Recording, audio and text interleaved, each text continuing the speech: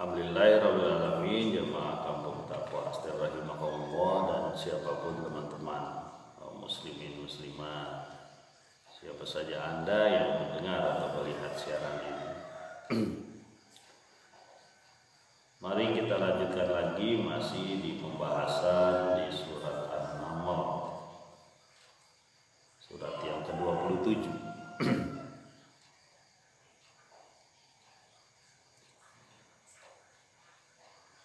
Berapa hari yang lalu ya kita sudah sampaikan jawaban dari pertanyaan yang diajukan oleh banyak kaum yang ingkar, kaum Quraisy, kaum jahiliyah dimanapun mereka berada, kepada para rasulnya, yaitu pertanyaan mengenai kapan waktunya azab akan datang. Kalau engkau orang benar, maka mana buktinya azab yang kamu janjikan jika kita tidak beriman?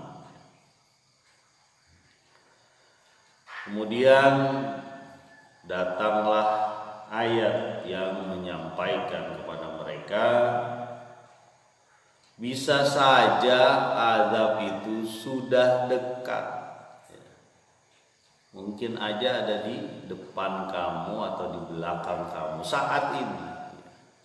Di ancaman dari Allah Subhanahu wa taala pada orang-orang yang tidak memperdulikan akhirat, ya. Tidak yakin bahwa setiap perbuatan kita Allah yang lihat dan akan Allah balas, ya. Makanya disampaikan, jangan-jangan azab yang kamu pengen segerakan itu sudah dekat. Tapi Allah punya kebijaksanaan untuk memperpanjang atau memberi waktu kepada manusia, ya, dengan berbagai karunia. Tapi banyak sekali mereka yang tidak bersyukur. Diberi waktu 24 jam sama, ya. Bahkan ada yang sudah sampai tua, ya. Itu banyak yang tidak bersyukur, ya. Bahkan sudah tua juga makin jadi saja kemaksiatannya, ya. Dan disampaikan juga bahwa Allah mengetahui apa yang kita lahirkan dan apa yang kita sembunyikan, ya. Baik di langit, di bumi, kegoiban itu tetap diketahui oleh Allah Subhanahu wa taala. Mari kita lanjutkan di ayat yang ke-76 surat An-Naml. Ayat ke-76 surat An-Naml. Silakan teman-teman untuk membuka Al-Qur'annya. Boleh Al-Qur'an cetakan atau hard copy atau soft copy-nya, yaitu di Android misalnya. Sehingga Android-nya, handphone kita bermanfaat. Isinya bukan hanya game, ya. Kalau perlu nggak usah ada game lah.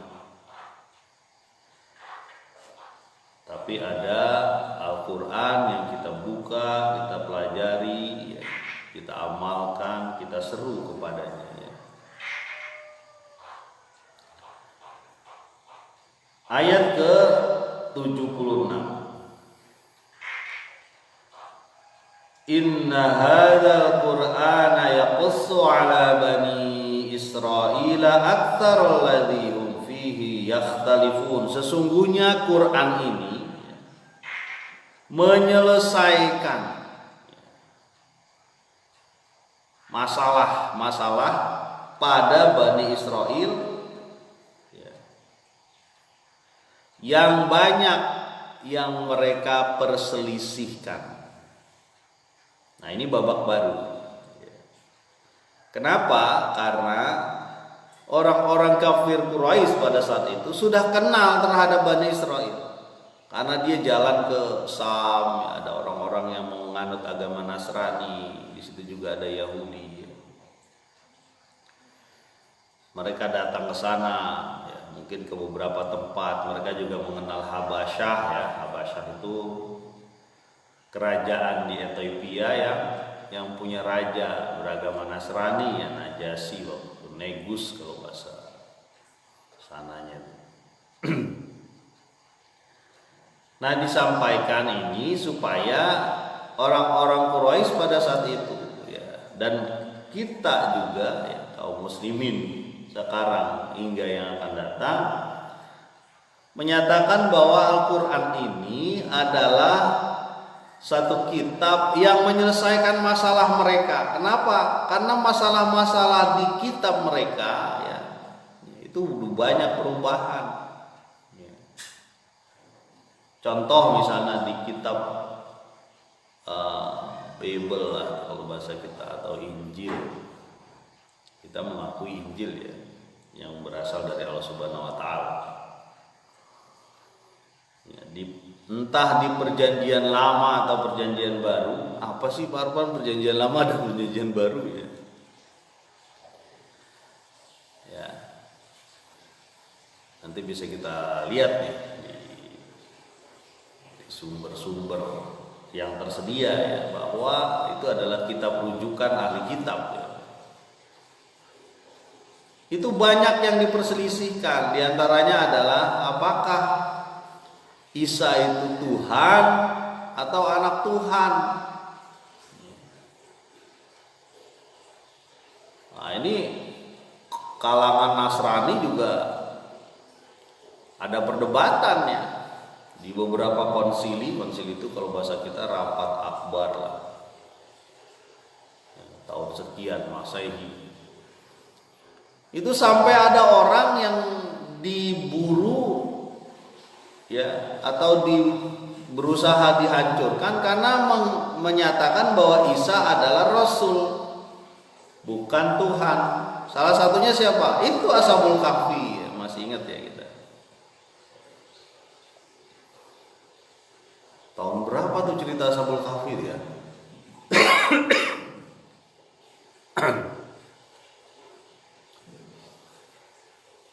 Mungkin sekitar 2 tahunan yang lalu, ya, setahun 2 tahun yang lalu. Kalau Ashabul Kahfi itu, ya, adalah umat setelah Nabi Isa yang menyatakan bahwa Isa itu nabi, bukan Tuhan. Itu dikejar-kejar, ya, bahkan harus nyampe ke gua, ya, dan ditidurkan Allah kurang lebih 300 tahun. Ketika bangun, ternyata penguasanya adalah yang menyatakan bahwa Isa adalah Rasul, bukan Tuhan atau anak Tuhan, ya. Makanya dia bingung, loh, kok kenapa orang-orang malah memuji Maryam, ya, memuji Isa. Nah, jadi di kalangan Nasrani begitu, ya. Sampai kita tahu Nabi Muhammad pernah diketemukan oleh seorang pendeta Nasrani, ya, yang menyatakan bahwa ini bakal menjadi nabi. Kalau aku masih kuat pada saat itu, ya, sudah tidak meninggal maksudnya, saya akan menjadi pembelanya. Ya. Pendeta, ya, pendeta di kalangan Nasrani itu menyampaikan gitu, ya. Nah, Al-Quran ini menyelesaikan perselisihan antara itu, bahwa Isa itu, ya, Rasulullah. Dari zaman Nabi Adam, Nabi Ibrahim, ya, terus ke Nabi, itu adalah Nabi adalah manusia, bukan Tuhan, ya. Nabi adalah manusia, bukan Tuhan.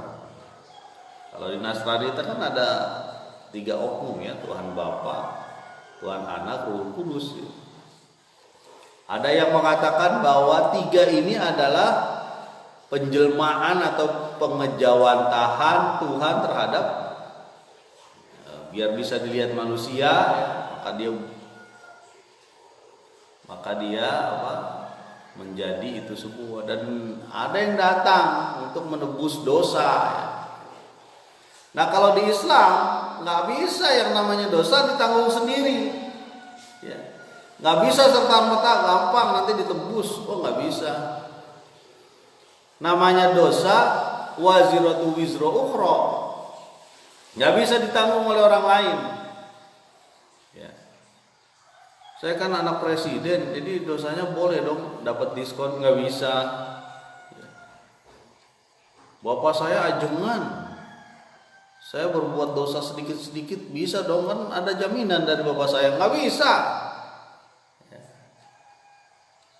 Bahwa setiap kita akan diminta pertanggungjawabannya masing-masing, pada saat nanti di hari kiamat itu berlepas diri semua.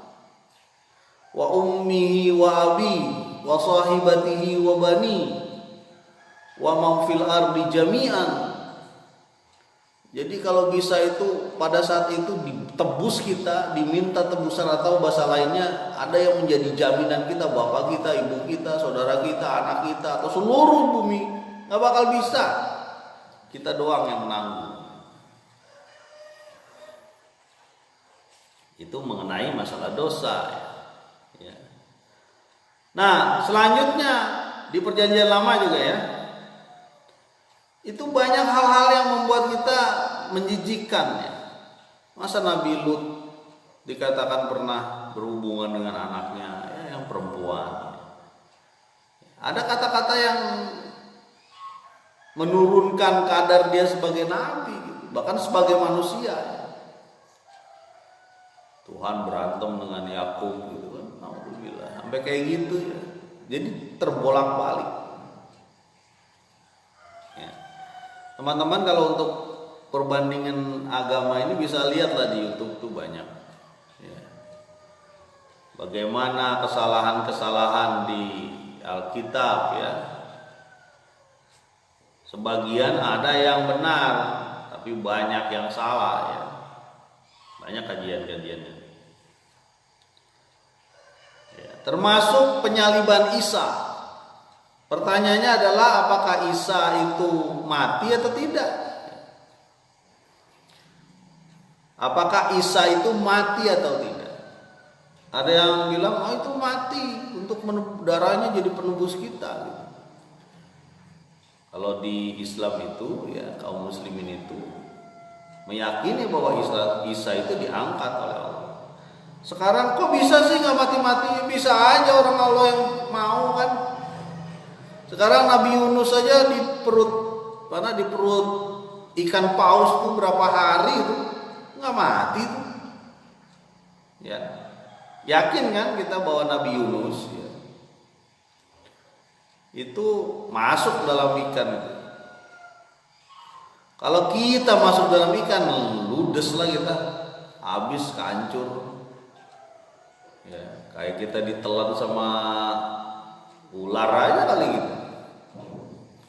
Tapi Yunus saja itu tidak mati.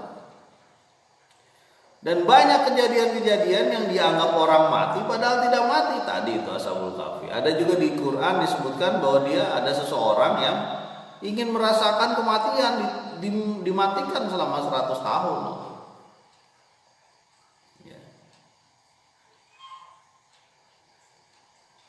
Jadi kalau dalam Islam, dalam Al-Quran itu disebutkan bahwa Nabi Isa itu diangkat oleh Allah. Apakah masih hidup sampai sekarang? Allah yang tahu. Tapi dalam keterangan disebutkan bahwa Nabi Isa masih hidup sampai nanti turun lagi, bahkan menjadi umatnya Nabi Muhammad SAW. Jadi banyak kisah-kisah Bani Israel ataupun keyakinan-keyakinan Bani Israel yang selesai di Al-Quran. Artinya selesai, udah nggak ada lagi perdebatan itu.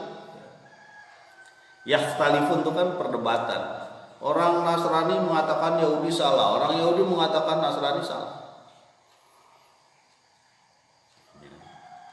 Sekarang pertanyaannya, apakah Yahudi dan Nasrani itu agama? Apakah Yahudi dan Nasrani itu agama? Dalam Islam cuma mengenal satu agama, Islam. Sisanya non-Muslim. Kenapa? Karena Islam itu sudah ada sejak zaman azali, sejak zaman Nabi Adam itu sudah Islam. Islam artinya menyerah diri kepada Allah. Bukan menyerah diri kepada patung, menyerah diri kepada berhala, menyerah diri kepada rahib-rahib atau pendeta-pendeta yang menghalalkan dan mengharamkan dengan gaya mereka. Berserah diri hanya pada Allah. Kalau udah berserah diri hanya kepada Allah, mengakui Nabi Muhammad sebagai Rasulullah, Rasul terakhir, Allah itu esa satu, udah cukup. Itulah seorang Muslim. Raja Najasyi atau Negus di Habasyah itu, ketika disampaikan surat Maryam oleh Ja'far bin Abu Thalib, menangis mereka itu. Kan di surat Maryam disebutkan kesucian Maryam. Kesucian Maryam yang dituduh oleh orang Yahudi dia berzina, dia ini ngeluarin Nabi Isa nggak ada suaminya ya. Nah, sampai menangis Raja Najasyi atau Negus itu dan beberapa petinggi-petinggi dan mengatakan Islam dengan keyakinan kami tidak ada bedanya, cuma sebesar lidi saja, sangat tipis bedanya. Ya, bahkan Nabi Muhammad SAW salat gaib terhadap Raja Najasyi karena dia menyatakan dirinya kepada Ja'far bahwa dia Muslim, walaupun dia perlu menyembunyikan statusnya kepada rakyatnya. Ada kisahnya itu tentang bagaimana hijrah pertama kali itu ke Ethiopia ataupun Habasyah. Jadi hijrah itu ada berapa kali dalam Islam? Di antaranya adalah ke Ethiopia. Sementara yang ke Ethiopia ini, Habasyah ini, negerinya Bilal ini ya, itu Nabi tidak ikut. Wah, ini panjang ini satu ayat. Kita lanjutkan jamaah kampung takwa, Astain rahimahullah dan siapapun teman-teman yang mendengar dan lihat siaran ini di ayat yang ke-77 ini. Surat An-Naml juz yang kedua.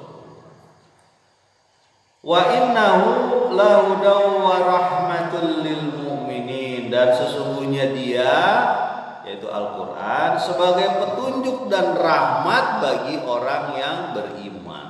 Jadi Al-Qur'an ini petunjuk bagi siapa? Rahmat bagi siapa? Bagi orang yang beriman. Beriman dengan Al-Qur'an ini, beriman dengan Rasulullah SAW. Dan memang petunjuk Al-Qur'an itu luar biasa, merubah orang. Itu ciri-cirinya petunjuk. Kalau petunjuk gak bisa merubah orang, bukan petunjuk namanya. Semakin dekat dengan Al-Quran, orang semakin berubah. Itu ciri-cirinya. Semakin taat dia pada Allah, semakin santun dia terhadap keluarga, semakin ramah dia pada orang. Karena dia yakin ada sesuatu yang menanti kita kalau dia berbuat baik. Itu perubahan dalam Al-Quran. Dan khusus bagi orang-orang yang beriman. Kalau orang beriman kepada hari akhir ya, yaumil akhir, dia ingat bahwa sedekah dia bukan jadi pengurang duit dia. Sedekah dia nih yang dia sampaikan ke orang lain, bentuknya macam-macam sedekah ya. Ada material, ada moral, ada material, ada bentuk fisik, ada bentuk uang, senyum aja sedekah. Mempermudah urusan orang lain itu sedekah juga. Bahkan Allah menyebutkan dalam Nabi SAW menyebutkan dalam satu hadis, siapa yang memudahkan urusan kaum muslimin, sekali lagi ya, siapa yang memudahkan urusan kaum muslimin, dia akan dimudahkan Allah. Sahallahu. Dimudahkan Allah di kesulitan-kesulitan di yaumil qiyamah. Jadi memudahkan urusan kaum muslimin itu dianjurkan. Makanya Umar bin Khattab waktu itu sampai manggul karung terigu, karung gandum sendirian, karena ada masalah di rakyatnya waktu itu yang tidak makan. Waktu diminta oleh pembantunya, wahai presiden, wahai khalifah, Amirul Mukminin, saya aja yang bawa tuh, kamu mau nanggung dosa saya nanti. Betapa Umar bin Khattab itu ingin betul membantu orang-orang. Makanya kita nih kaum muslimin ini saling membantu.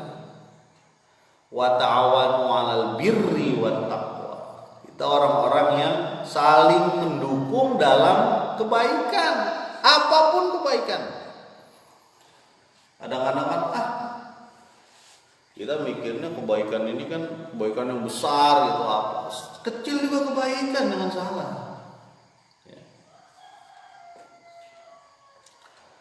Kembali lagi ke ayat, wa innahu lahuda wa rahmatul lil mu'minin. Sungguhnya Al-Qur'an ini sebagai petunjuk dan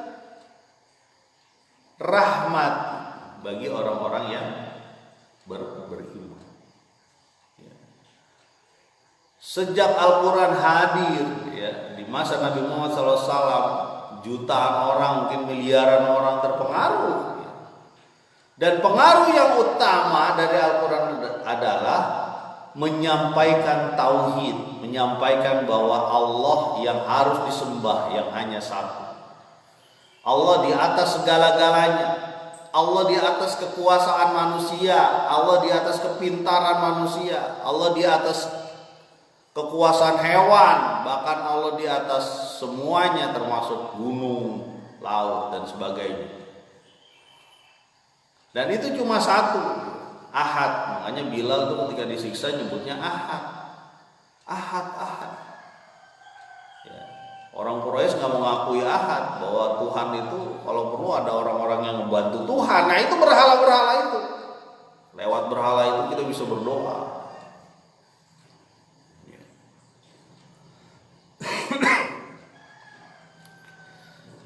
Jadi di ayat surah awal Al-Baqarah kan begitu ya.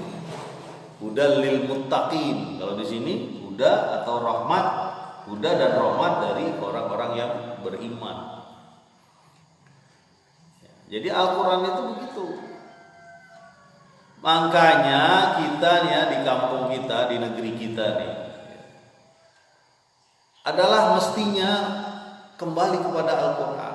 Karena Al-Qur'an itu awal ayat sebelumnya disebutkan dia menyelesaikan masalah Bani Israel. Selesai di Al-Qur'an. Ya.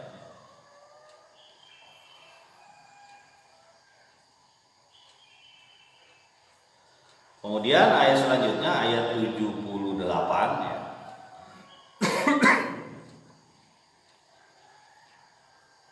Inna rabbaka yaqdi bainahum bihukmihi wa huwal azizul alim. Sesungguhnya Tuhanmu mengadili di antara mereka dengan hukumnya, dengan kebijakannya, dan Dia Maha Perkasa dan Maha Mengetahui. Ayat surat ini salah satunya tentang pengetahuan ya.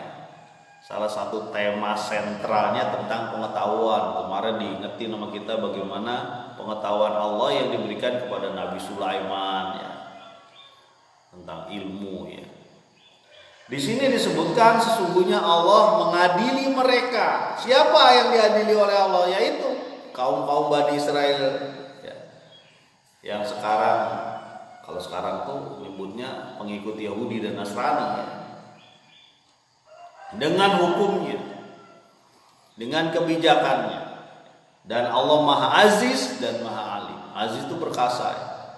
Allah mengetahui segala sesuatu ya, di dalam perkara-perkara yang diputuskan oleh Rasulullah pada saat itu. Di antaranya adalah perkara-perkara yang sebenarnya ada di Taurat waktu itu, cuma ditutup-tutupi.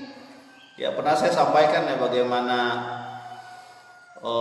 Rasulullah meminta kepada ulama dari Bani Israel yang mengetahui hukum Taurat tentang hukum zina, tentang hukum orang zina muhson. Ya, zina muhson itu zina orang yang sudah menikah. Ya, kenapa kasusnya waktu itu cuma dipukul dan dikelilingin kampung gitu. Ketika ditanya, emang benar itu hukuman zina begitu? Iya. Coba mana ulama kamu? Disampaikan ulama, datanglah ulamanya. Disebutkan bahwa hukum zina begitu. Tapi dia tutupi itu dengan tangan. Ayat yang di Taurat itu. Taurat kan dari Musa ya, dari kitabnya Nabi Musa.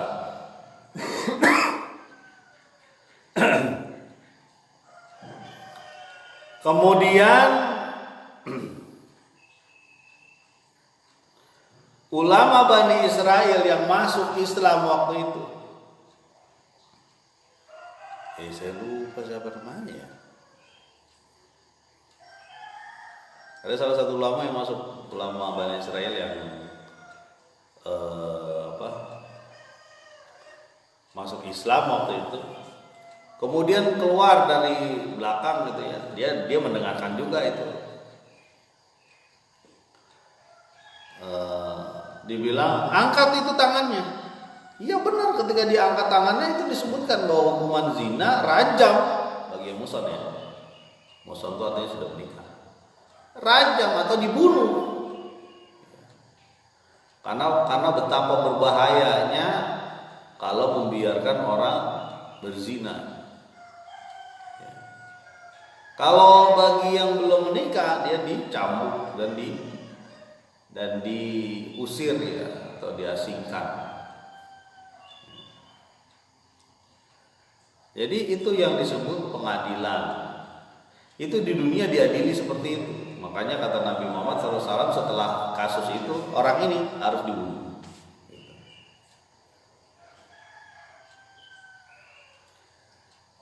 Nah, apa hukum-hukuman lain yang berbeda nih dengan zaman sebelumnya? Bahwa Nabi Muhammad dihalalkan gonimah.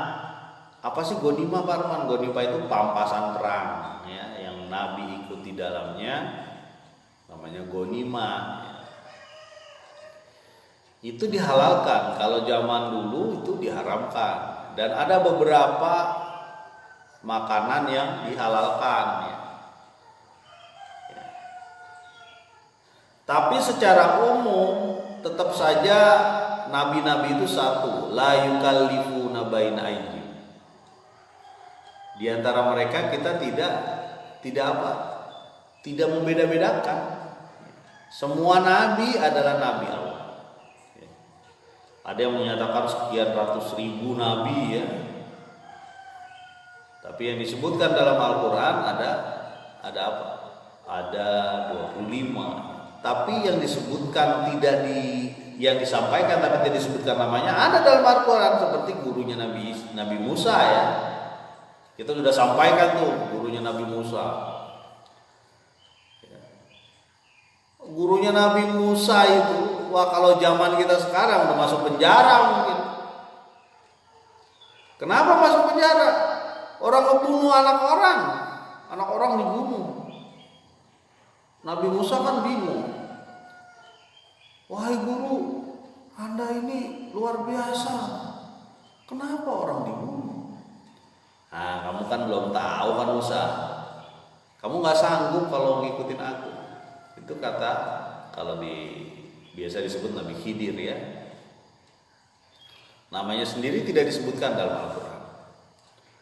Ternyata anak tersebut ketika dewasa menjadi kafir dan akan mengkafirkan keluarganya.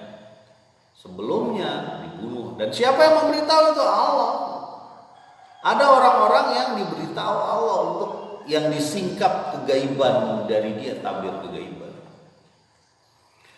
Kalau di zaman kita, udah pembunuhan.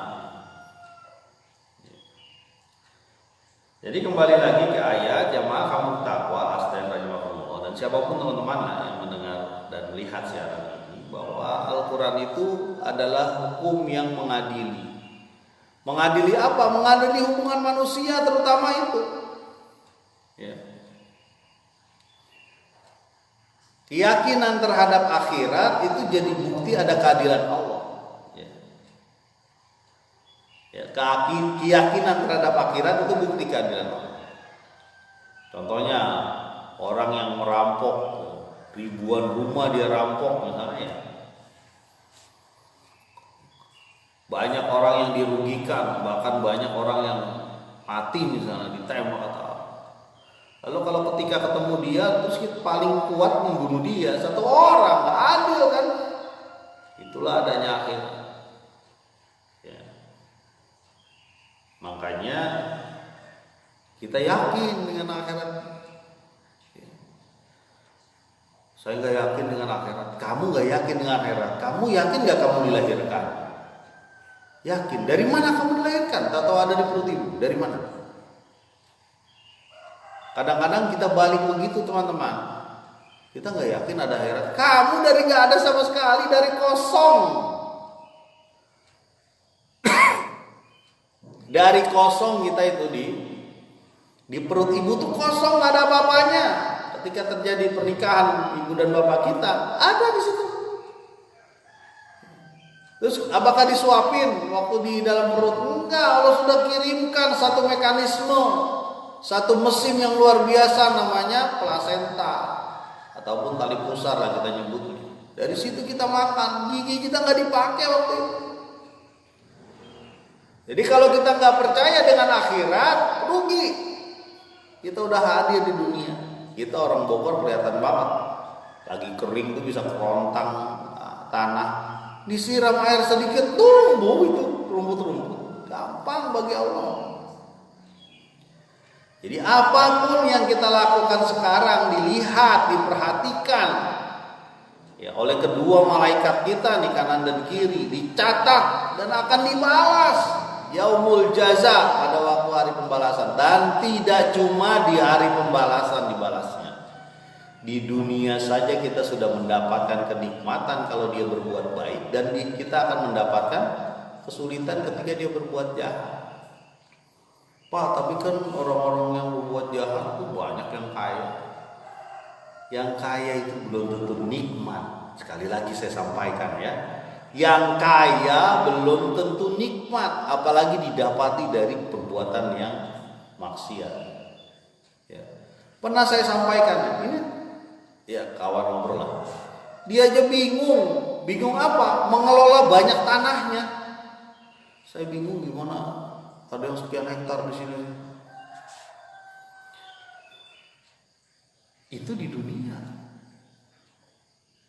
Jadi yang harus kita yakini bahwa ya kalau kita bukan berarti nggak boleh kaya ya. Rasulullah juga menganjurkan kita berusaha. Dengan kaya kita bisa bersedekah lebih banyak ya. Bisa membangun majelis taklim, mungkin masjid, membangun desa ya. Banyak amalnya dengan kaya. Kalau dia mau beramal, yang repot nih nggak mau beramal ya, amal zakatnya aja dia lupa. Saya udah zakat. Oh zakat apa? Zakat fitrah. Wah ini luar biasa ini. Ayo belajar lagi, taklim lagi, datang lagi ke orang yang mengetahui. Oh gampang Pak, sekarang ada di YouTube, ada di Google. Boleh ngaji di YouTube, di Google, di Facebook. Boleh saja, cuma masalahnya dia tidak ada hubungan. Itu masalahnya. Ini kayak gini nih, pakai Facebook kayak apa ya? Atau ini langsung nih, mungkin denger ya teman-teman ya. Ya. Kalau denger doang kan nggak ada interaksi. Tidak ada hubungan, ada pertanyaan bingung, nggak ada kan di sini. Paling-paling lewat Facebook saya itu ada tulisan. Ya, itulah pentingnya kita berhubungan, berinteraksi, ngobrol langsung gitu. Mohon maaf bukan berarti ke saya saja ya, ke banyak ulama, orang yang mengerti. Datang, saya nggak bisa baca Quran, datang, gimana caranya? Izin, era, jangan begitu, jalan aja. Lebih baik kita malu di dunia daripada di akhirat nanti malu-maluin, dipermalukan ya. Eh, kok saya buta ya Allah? Kenapa saya buta di akhirat ini? Iya, kamu dulu buta di dunia, lupa dengan aku. Maka aku jadikan kamu buta di akhirat. Kenapa? Karena kamu pura-pura nggak melihat, pura-pura nggak denger. Kalau perlu ditutup kuping kamu. Ketika Al-Quran dibacakan, disampaikan, diajak untuk berbuat amal, berbuat ibadah, tapi kamu tutup telinga kamu, naudzubillah. Kamu jadi buta lah di sana. Ya. Bahkan ada yang tidak disapa oleh Allah nanti di hari akhirat. Nggak usah di hari akhirat, sekarang aja udah ngerasakan kesulitan. Jemaah Kampung Taqwa, astagfirullah, mudah-mudahan sedikit demi sedikit kampung kita, negeri kita ya, termasuk beberapa negeri teman-teman yang melihat, dijadikan Allah sebagai baldatun thayyibatun wa rabbun ghafur. Subhanakallahumma wa bihamdika asyhadu an la ilaha illa anta astaghfiruka wa atubu ilaik. Assalamualaikum warahmatullahi wabarakatuh.